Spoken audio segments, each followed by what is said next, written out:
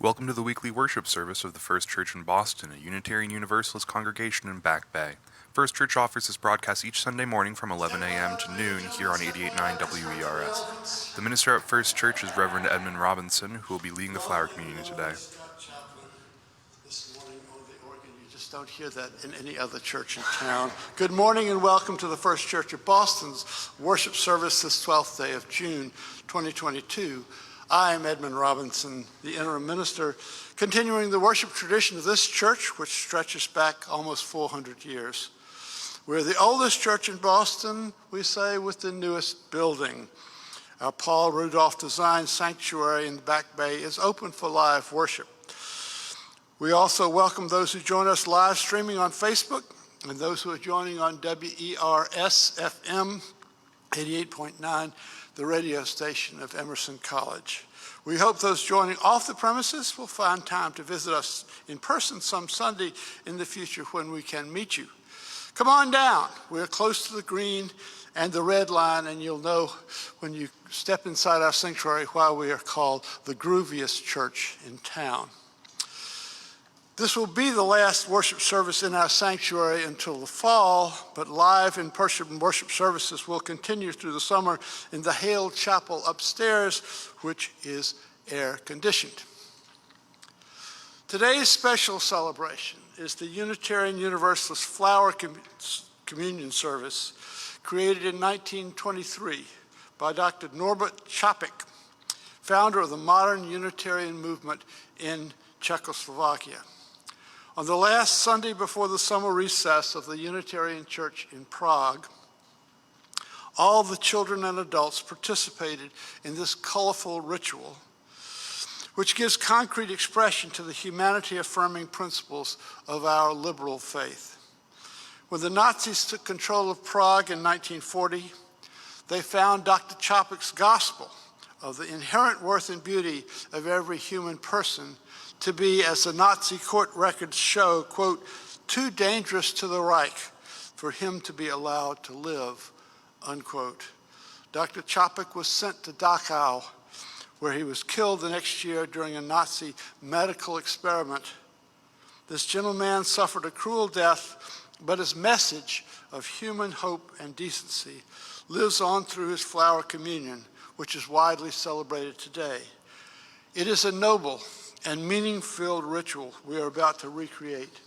This service includes the original prayers of Dr. Čapek to help us remember the principles and dreams for which he died. Those of you who are listening to us on the radio or watching live streamed on Facebook can participate in the flower communion if you simply take a flower from a vase in your house or step outside into your garden and bring a flower to yourself while we're singing the opening hymn, as we're going to do now, De Colores, number 305. Please sing while masked, and we will sing the 3 verses in English, and then for those who will, we'll sing the verse in Spanish.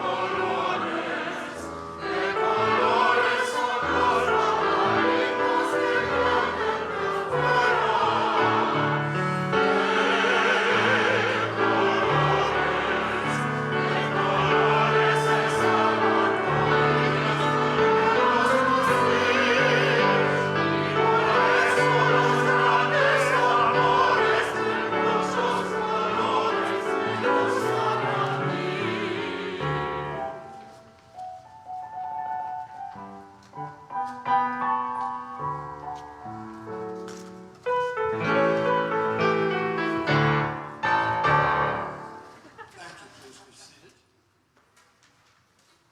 James Quixote McConnell, your announcer and broadcast engineer. The music director at First Church is Gigi Mitchell-Velasco, and the audiovisual technician is Craig Hildreth. The prelude for today was The Chrysanthemum by Scott Joplin, and the postlude will be Fiat Lux by Theodore Dubois. You are the light of the world. A city built on a hill cannot be hid.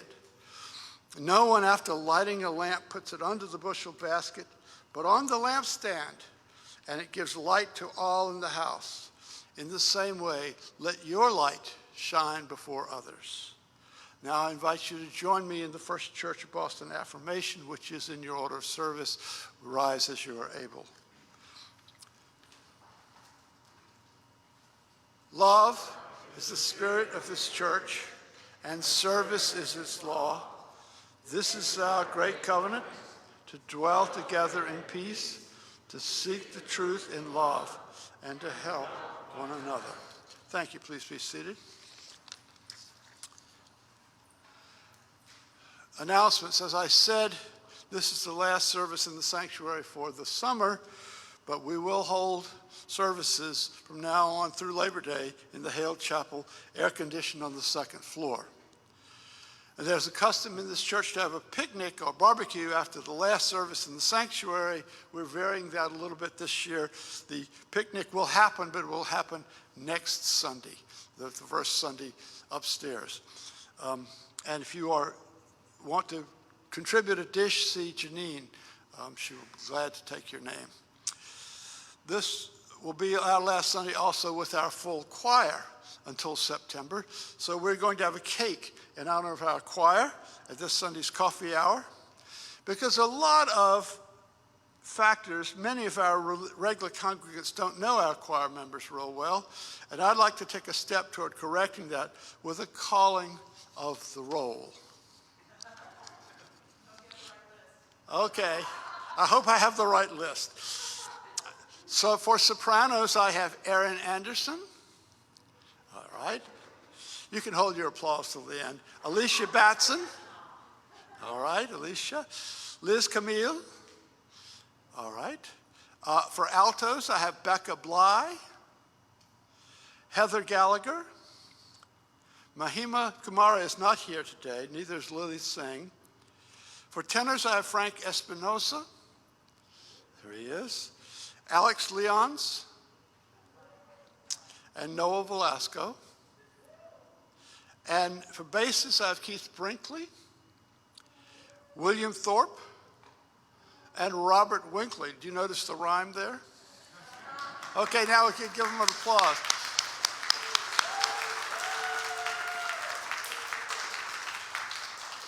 Ms. Shishi, did you have something you wanted to add to that?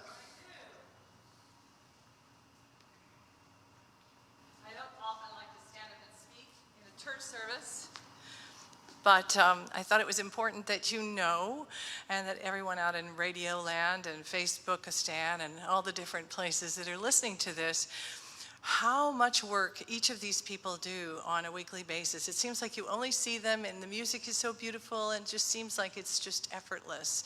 But they put a lot of hours into not only keeping their voices in tip-top shape, which is a lot of work, but I also work them to death by the time they get here at 9 o'clock, and we work straight very hard until almost the time that we go on air. And most of the pieces that you hear are prepared that morning.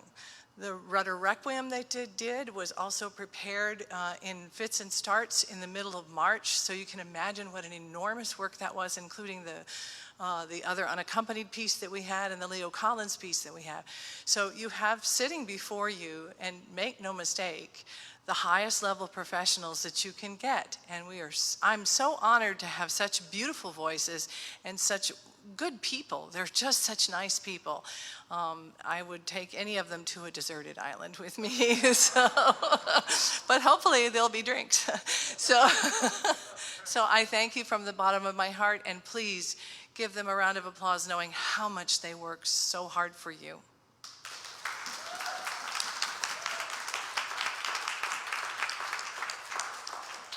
And the last announcement is the Standing Committee, which has 4 new members, I believe, 3 or 4.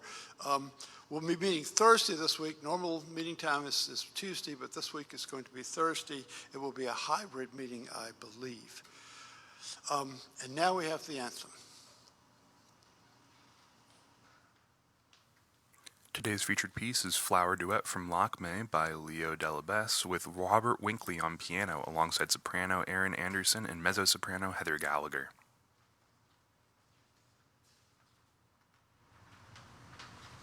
Thank you.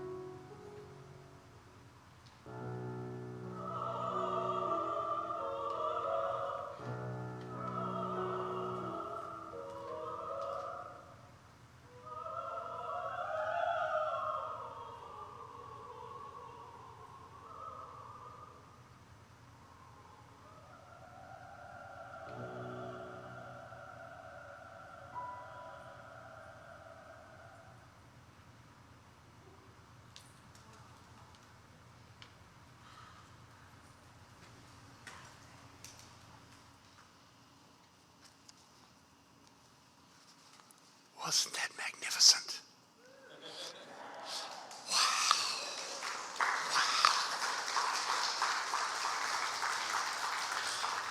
Our responsive reading, John Benson is going to help us with it, number 556, the words of Ralph Waldo Emerson.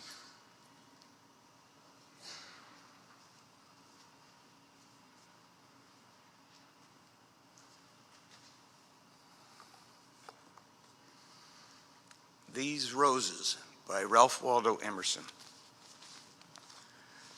These roses under my window make no reference to former roses or better roses. They are for what they are. They exist with God today. These and leave the rose. It is perfect in the moment of its existence. Before a leaf bud has burst, its whole life acts. In the full-blown flower, there is no more. In the leafless root, there is no less. Its nature is satisfied, and it satisfies nature in all moments alike. But we postpone or remember. We do not live in the present, but with reverted eye lament the past, or heedless of the riches that surround us, stand on tiptoe to foresee the future. We cannot be happy or strong until we too live with nature in the present above time. You're listening to the Sunday worship service of First Church in Boston. Today's broadcast was brought to you from the Ken Orton Memorial Studio in Now honor we of the come to original the radio flower voice of communion First Church. itself. The first is a consecration. Let's see if I can get this.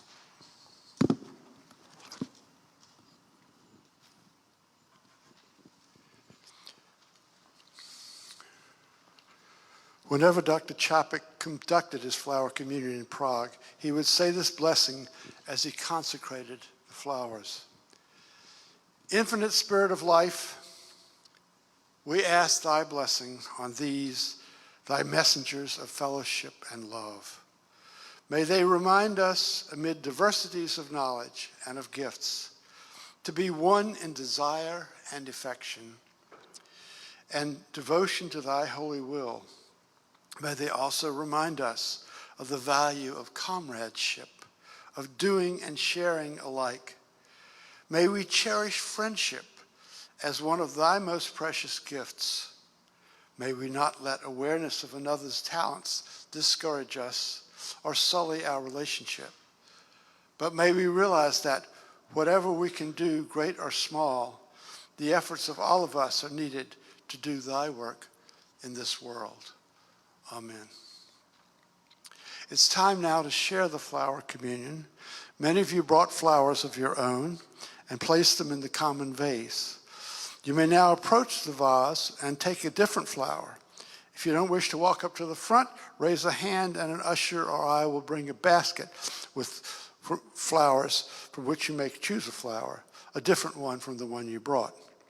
I ask that as you each in turn approach the communion vase, you do so quietly, reverently, with a sense of how important it is for each of us to address our world and one another with gentleness, justice, and love.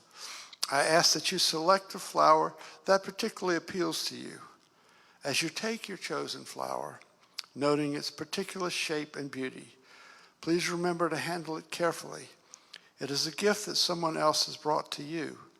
It represents that person's unique humanity and therefore deserves your kindest touch. We're ready to move as you are ready to move.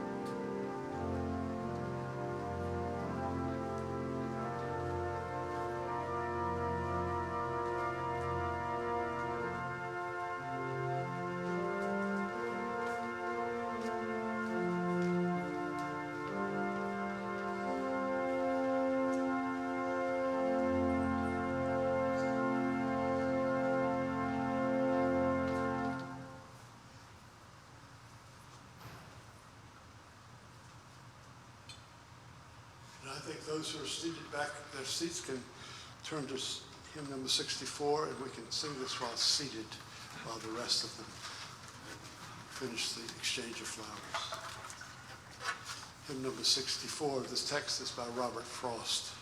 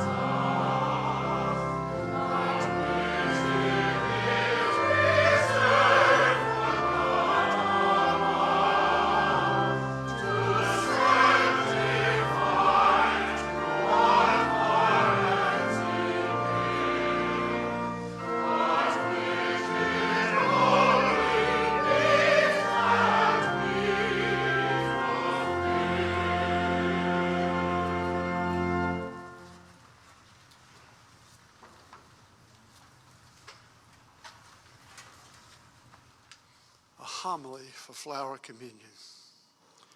Here's a question. What do these people all have in common?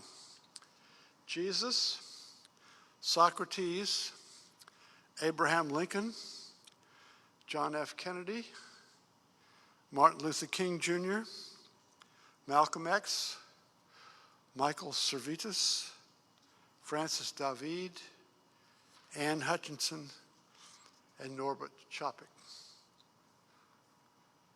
Anybody want to try? All were martyrs. All died for their faith, just about. They were martyrs for what they believed in, what they taught and advocated.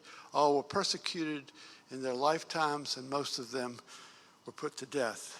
The word martyr is a Greek word meaning witness.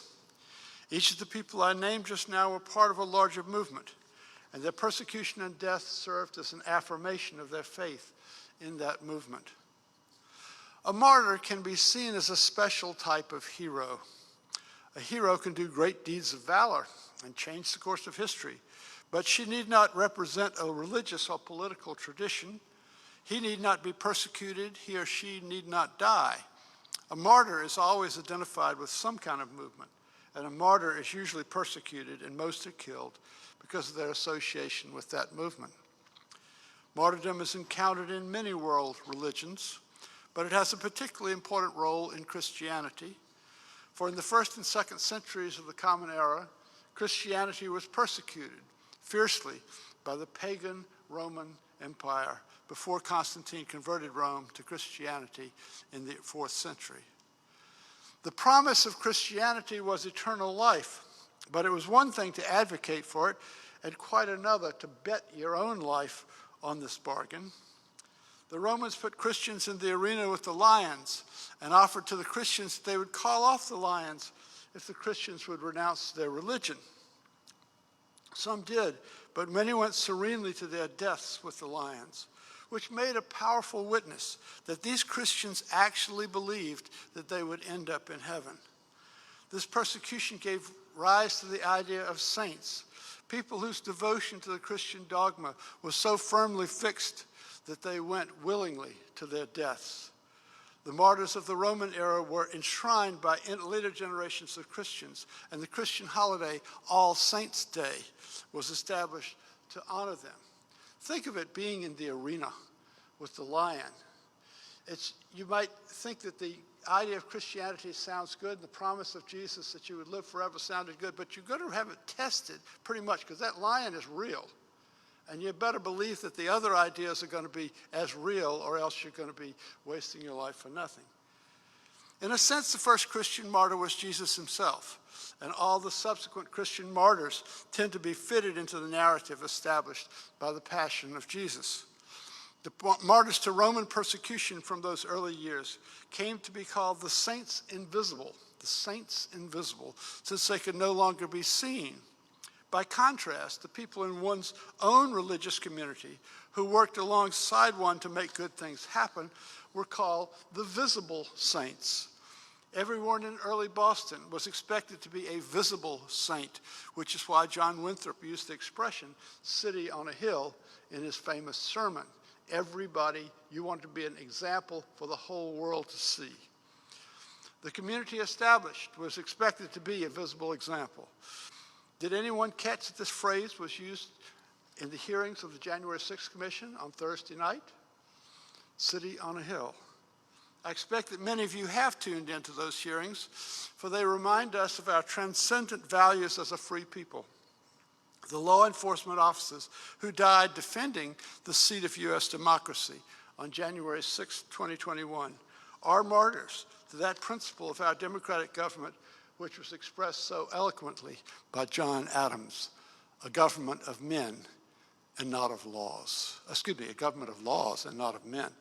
That principle is worth defending, for our freedom depends upon it. Although Christian martyrs are seen in the light of Jesus, not all martyrs are martyrs to religious truths. Socrates is a good example. He could not be a martyr in Jesus' line because he died 4 centuries before Jesus. The movement he represented was philosophy, and he was persecuted for corrupting the morals of the youth in Athens. In a sense, he was a martyr to truth, or at least to the truth that is found in philosophy. Most of the other people I've named here as martyrs were orthodox in their theology, but 4 of them represented liberal Christianity.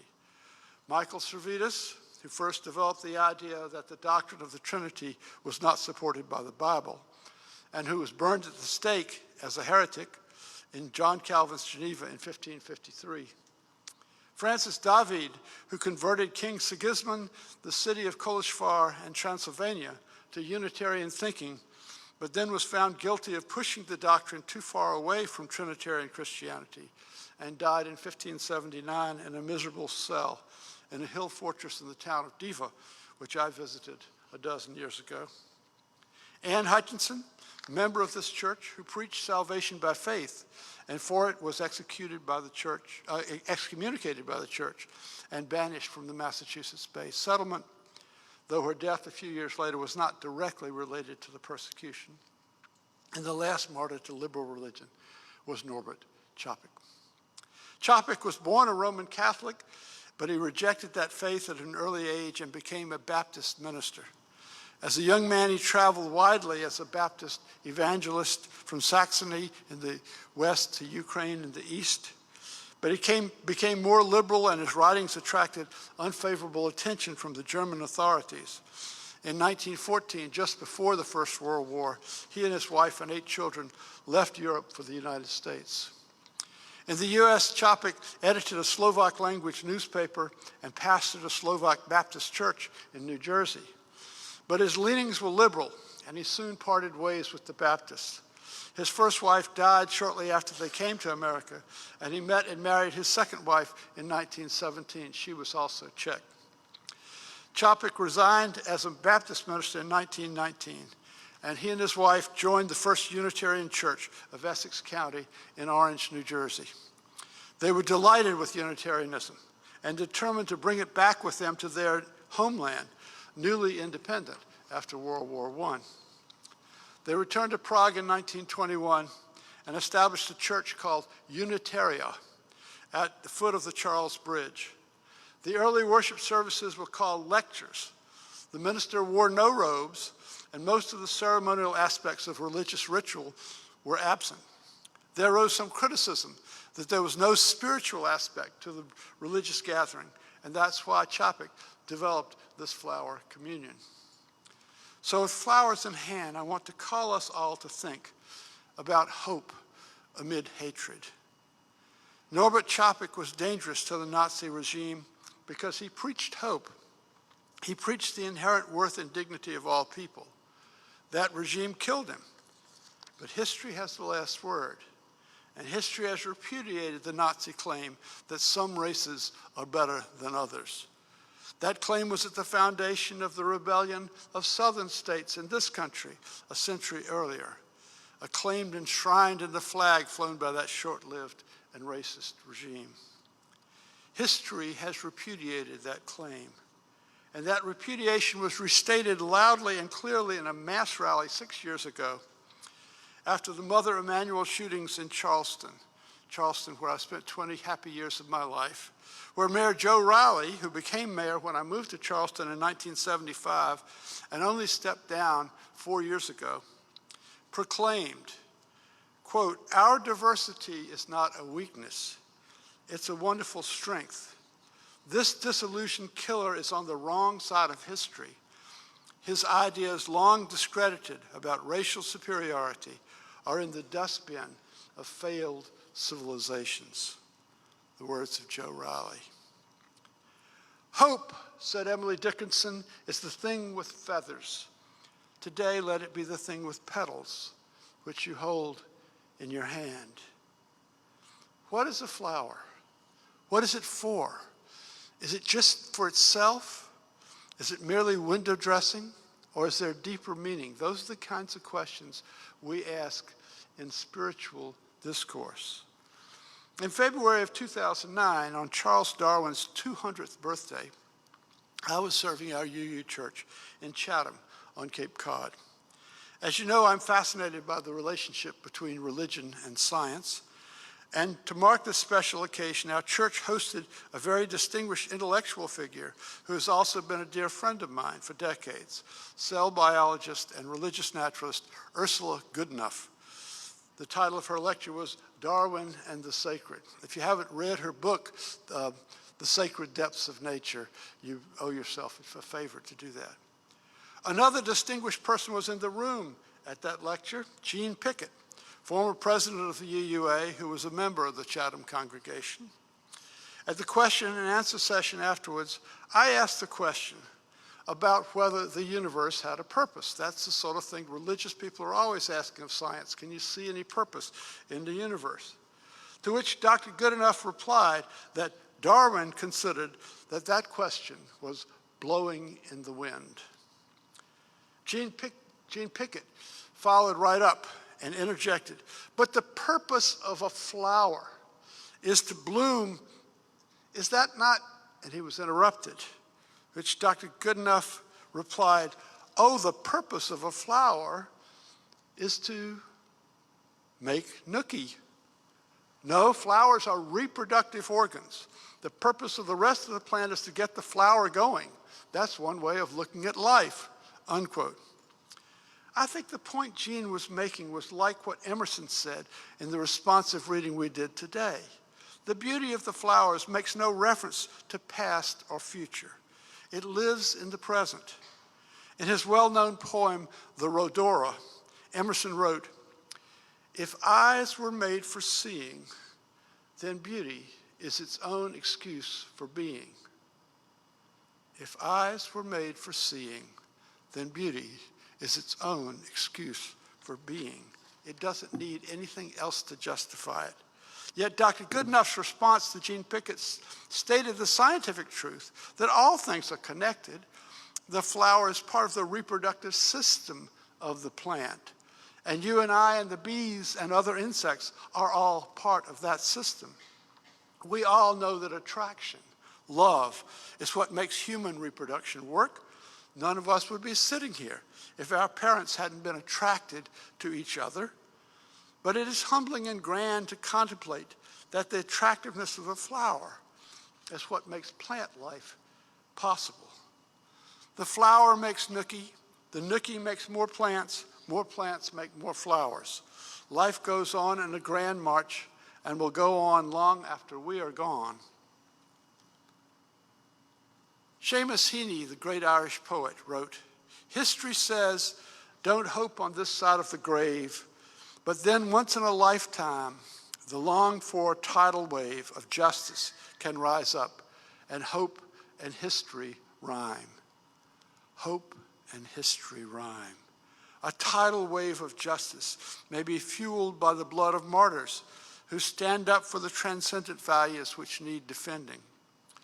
Let's remind ourselves of the Bible lesson being taught at Mother Emanuel on that fateful Wednesday night 5 years ago was Mark 4:16-20, the parable of the sower and the seeds. Some of the seeds fell on rocky ground and did not grow. Some were choked by weeds, and yet some fell on fertile ground and grew and blossomed. Jesus intended for the seeds to represent his teachings, the most important of which had to do with loving your enemies and praying for those who persecute you. Some seeds fall on rocky ground. Some are choked by weeds. But some fall on fertile ground and grow into flowers like the one you have in your hands. If there is hope, it is that we can break out of the cycle of retribution and recrimination. It is that love will overcome hate. Hope is the thing with petals that you hold in your hand. Listen now to Dr. Chopik's flower communion prayer.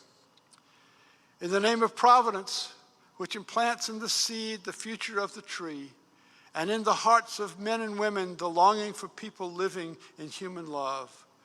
In the name of the highest, in whom we move and who makes the mother and father, the brother and sister what they are. In the name of sages and great religious leaders who sacrificed their lives to hasten the coming of peace and justice. Let us renew our resolution, sincerely to be real brothers and sisters, regardless of any kind of bar which estranges one from another. In this holy resolution, may we be strengthened, knowing that we are God's family, that one Spirit, the Spirit of love, unites us, and may we endeavor for a more perfect and more joyful life. Amen. And now let us receive the offering for this morning.